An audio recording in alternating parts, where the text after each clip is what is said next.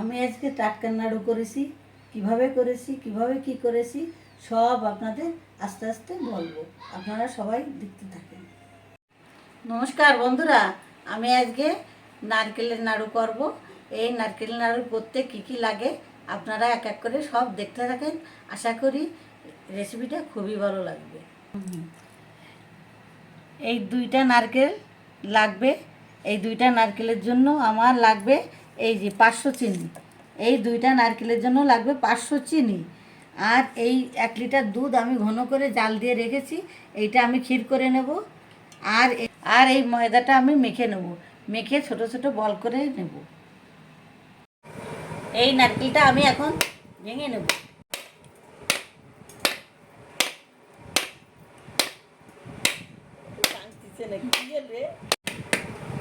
এই নারকেলটা আমি এখন ভেঙে 2 ভাগ করে নেব।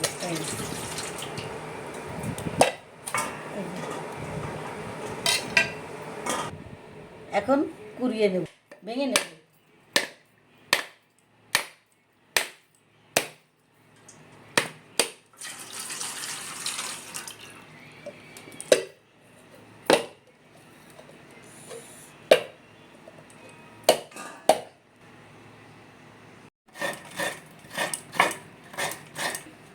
এই নারকেলটা আমি আস্তে আস্তে কুড়িয়ে নেবো, এভাবে কুড়িয়ে নেবো। এই যে সব এই দুটো নারকেলই কুড়িয়ে নেব, তারপরে আবার দেখাবো।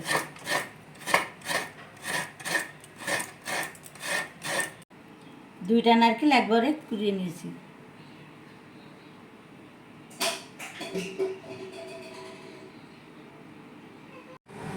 এর ভিতরে একটু লবণ দিয়ে দেবো, একটু তেল দিয়ে দেবো।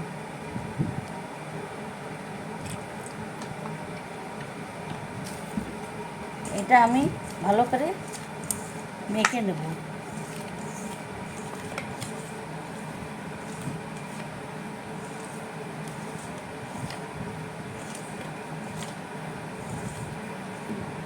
একটু ঘি দিয়ে দেবো, ঘি দিয়ে ভালো করে মেখে নেব। একটু ঘি দিয়ে এইটা ভালো করে মেখে নেব। একটু ঘি দিয়ে আর একটু তেল দিয়ে এটা ভালো করে মেখে নেব। ভালো করে মেখে ময়াম দিয়ে নেব। এই যে ভালো করে মেখে নেব। এবার একটু সামান্য জল দেবো, সামান্য একটু জল দেবো। সামান্য একটু জল দিয়ে একে আমি শক্ত করে ভালো করে মেখে নেব।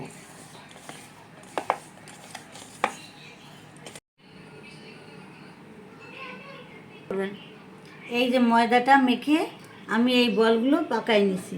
এই যে সব এইগুলো এক এক করে পাকিয়ে নিয়েছি। কড়াইতে ঢেলে দিয়ে ক্ষীর করে নেব।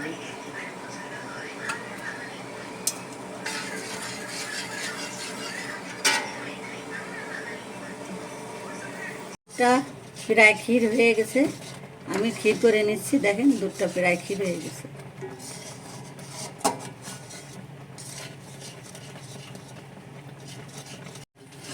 ক্ষীরটা আমার হয়ে গেছে সম্পূর্ণ। এবার আমি এটা নামিয়ে নেব।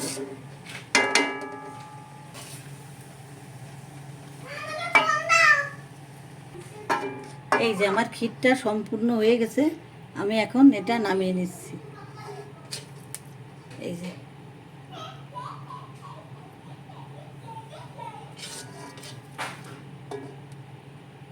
এই দুধের ক্ষীরটা আমার হয়ে গেছে। ক্ষীরটা করা হয়ে গেছে, ক্ষীরটা এখন তুলে নিলাম। ঘি দিয়ে দিলাম, ঘি দিয়ে দিলাম কড়াইতে।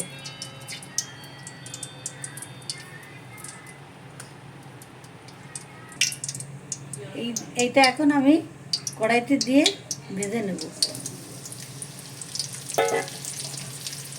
হালকা আগে ভেজে নেব।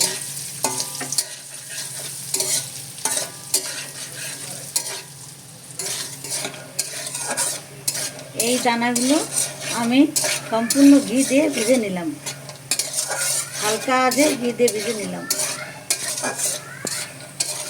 আমার এটা ভাজা হয়ে গেছে, এখন আমি এটা তুলে নেব।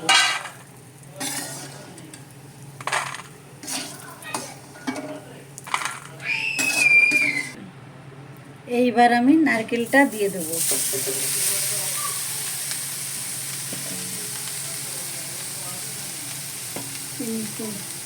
নারকেল আর এই 500 চিনি আমি দিয়ে দেবো একসঙ্গে।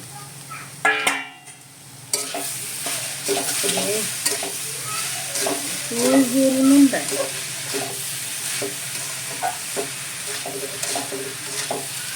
এইটা এবার আমি ভালোভাবে রান্না করে নেব,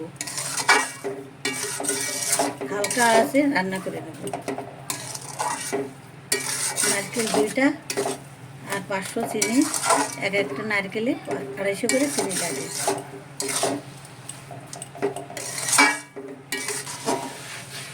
দেখেন নারকেলের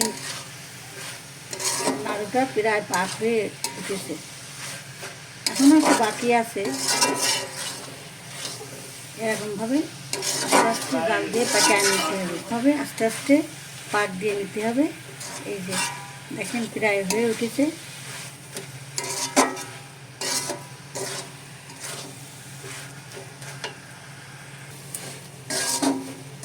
দেখেন আমার এটা হয়ে গেছে।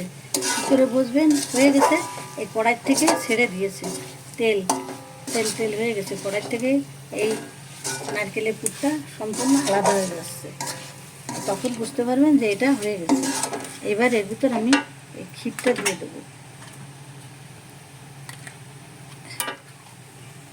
এই ক্ষীরটা এর ভিতর দিয়ে দেবো কিছুটা।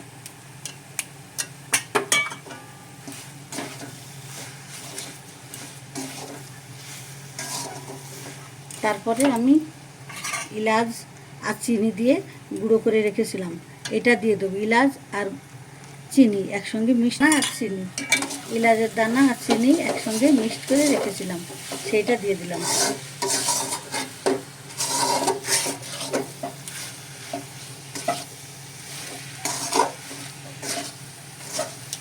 এটা সম্পূর্ণ রেডি হয়ে গেছে। দেখেন এই টাটকা নাড়ু খুব তাকবাগের ব্যাপার, ঠিক মতন সব না হলে এটা ঠিক করা যায় না। এর সব পরিমাণ জাল নাড়া সব ঠিক মতন করতে হয়। হ্যাঁ, এটা হয়ে গেছে, খুব সুন্দর একটা ফ্লেভার বেরোচ্ছে। এলাচ এলাচ দিয়ে, আর এদিকে ক্ষীর সম্পূর্ণ হয়ে গেছে। এখন আমি এই যে আমার কমপ্লিট হয়ে গেছে। এখন আমি ওই যে ময়দা দিয়ে দানাগুলো ঘি দিয়ে ভেজে রেখেছিলাম ওইগুলো দিয়ে আমি এটা পাক করে নেব।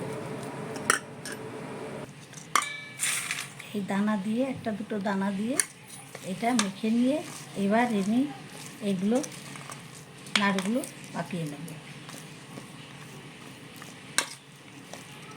গরম আছে তো এই জন্য হাত দিয়ে না করে হাতা দিয়ে করছি না। এই যে আমি এরকমভাবে সব কটা পাক করে নিচ্ছি। এ দেখেন সুন্দর একটা ফ্লেভার বেরোচ্ছে, ঘি, এদিকে এলাচ, তারপরে নারকেল, চিনি, খুব সুন্দর একটা।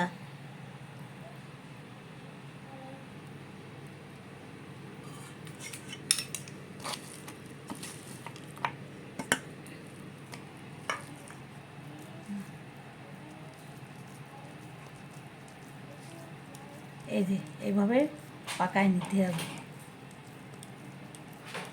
খুব সুন্দর একটা বেরোচ্ছে, ফ্লেভার বেরোচ্ছে। আর এটা আস্তে আস্তে আরও শক্ত হয়ে যাবে এইটা।